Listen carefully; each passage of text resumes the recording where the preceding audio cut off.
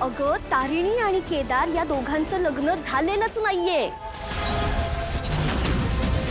त्यांचं लग्न झालं नाही? हो, त्यांचं लग्न खोटं आहे. नाही, कसं शक्य आहे?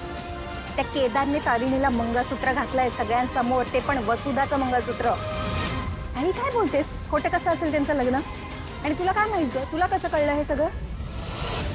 आता हे मला कसं कळलं हे मी तुला नंतर सांगते, पण तू आता एवढंच लक्षात ठेव की आपण सगळे एकाच टीम मध्ये आहोत. तारिणी आणि केदार दोघे मिळून बेलसरे आणि खांडेकर या दोन्ही फॅमिलीजना फसवतायत, चीट करतायत ते. अगं त्यांचं खरं बाहेर आणण्यासाठीच मी सुमी आजीला तारिणीवर आणि कौशिकी ताईंना केदारवर प्रेशर आणायला सांगितलं. का? खरं लग्न करावं त्यांनी म्हणून? अगं नाही गा तू, जर त्यांचं लग्न खोटं आहे तर ते खरे खरे रिच्युअल्स कसे करतील? ते सगळ्यांसमोर नाहीच म्हणतील ना. आणि मग लवकरच त्यांचं ह्या खोट्या लग्नाचं खरं सत्य सगळ्यांसमोर येईल. You just wait and watch. हो, चला चल चल. या निशीने कोणाकोणाला सांगून ठेवलंय काय माहिती. बॉस कुठेस तू?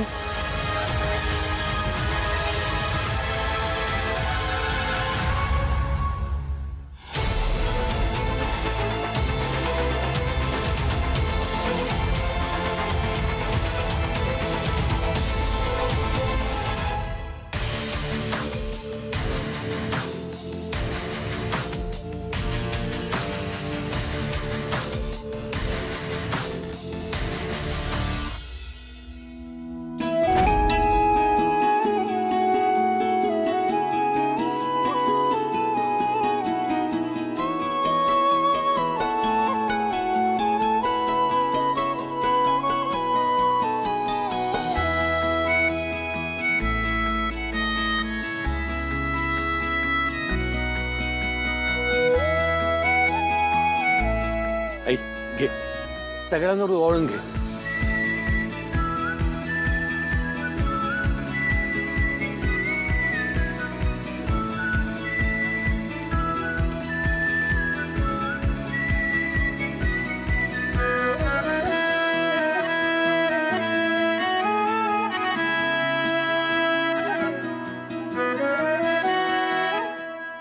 ओ आजी, काय काय करताय?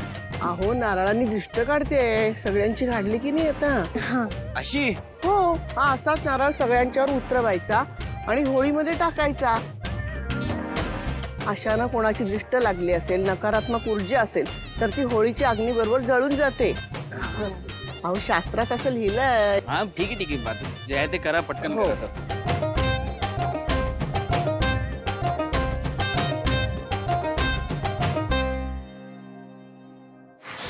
आई, हं, एका जावयाची दुष्ट काढून झाली, पण दुसऱ्या जावयाची दुष्ट काढायला नाही जमणार यावर्षी. केदार आणि तारिणीच्या लग्नानंतरची सुद्धा ही पहिलीच होळी आहे ना. बॉस कुठे आहे? बॉसचा मोबाईल. तेच म्हटलं, बॉस फोन का उचलत नाहीये. आजी तू घरात नारळ फिरवून येतेस? हो हो हो, जाते जाते जाते. चल.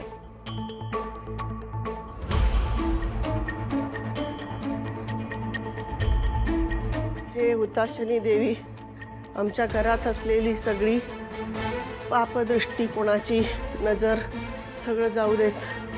आपण सेल्फी काढूया, सेल्फी. हा थांबा. घरातली सगळी नकारात्मकता निघून जाऊ दे. कोणाची नजर वगैरे लागली असेल तर तीही निघून जाऊ देत. बॉस कुठे आहेस तू? शोधायला जाऊ? नको, कोणी बघितलं तर प्रॉब्लेम होईल. काय करू? केदार आणि तारिणी पहिल्यासारखे व्यवस्थित गोड बोलू देत. माझ्या तारिणीचं आणि केदारचं भांडण लवकर मिटू देत.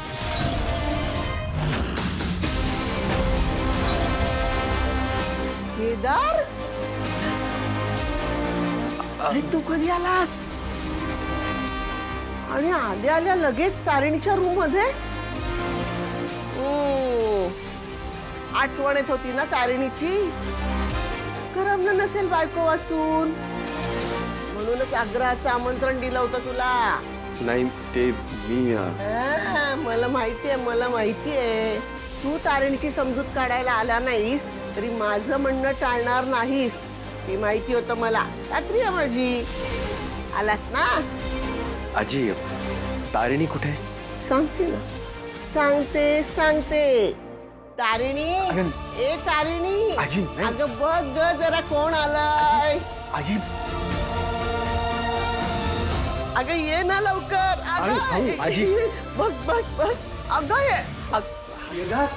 अरे तू कधी आलास? आम्हाला काही कळलंच नाही. आम्ही तर इथेच होतो. तू कुठून आलास? खिडकीतून आला. खिडकीतून? हा ते मी हो म्हणजे नाही ते हो की नाही? हो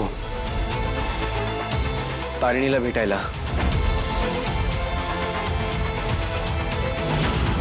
घ्या, आयुष्य बदललं पण घरातल्या मुलींना चोरून भेटायची सवय बदलत नाही ना तुझी. रेखा, घरच्या जावयाशी असं बोलतात का? आणि तो कोणी दुसऱ्या मुलीला नाही भेटायला आला, स्वतःच्या लग्नाच्या बायकोला भेटायला आलाय. ते काय म्हणतात ते हल्ली नाही का, हा सरप्राईज द्यायला आलाय बायकोला. हो की नाही रे धनुष? हो सरप्राईज. बघ किती गुणाचा आहे माझा नातू. हा सण आहे म्हणल्यावर धावत आला तुला भेटायला. आणि तू माझ्या हिरोवर रुसून बसलीस होय ग? याला म्हणतात खरं प्रेम. आता तुम्ही बघत काय करायला? चला पूजा करायची आहे ना. चला ए चल. निशी तू आता पूजा झाली ना की इथेच थांब. हा तुम्ही काय बोलतोयस?